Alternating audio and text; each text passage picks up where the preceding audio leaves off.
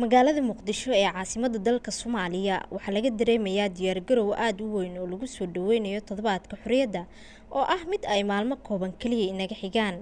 Wadooyinka waaweyn iyo goobaha ganacsi ee faris magaalaha ah ayaa muuqata inay u diyaargaroobeen maalmaha xurriyadda, waxayna indhahaaga qabanayaan goob walba oo ku yaala magaalada in laga taagay calanka Soomaaliya. Maraan booqday goobahaasi ayaa qaar ka mid ah dadka ganacsatada ahi waxay iga warameen siday ugu weyn tahay maalmaha xurriyadda ee fooda inagu soo haysa, waxayna xuseen in ay ku weyn tahay soona dhaweynayaan munaasabadda xurriyadda, isla markaana ujeedka calanka ay ugu taageen goobahooda ganacsi in ay tahay in ay ku weyneeyaan calankooda.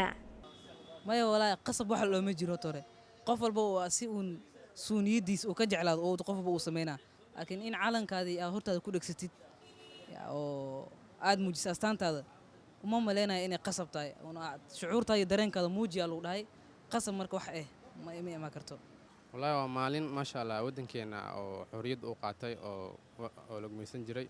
marka maalinta Soomaali aad iyo aad farxad u leh. saadiraadida maalintaas oo kaleeto hadii la gaaro calanka saasa u dhigsanaa waa farxad maalin farxad nooga dhigantaa maasha Allah ani waxaan jeclaa calankaygu inuu every time meesha banaanka igu dhaganaado, laakiin waxaa jirta ficilada farsamo jira maahane maalin xurriyad ahaan intaba anigu waa ku dhagsalahay because waxa waaye ciyaala imaanayaan way fujinayaan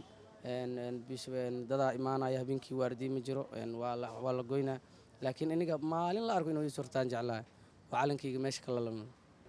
halkan waa wadada Maka al-Mukarrama, way ka duwan tahay jawigii ay ahaan jirtay markii hore. waxaa ku dhagan goob walba oo ganacsi calanka Soomaaliya kaasi oo lagu soo dhaweynayay isla markaana loogu dabaaldegayo toddobaadka xurriyadda oo fooda inagu soo haysa.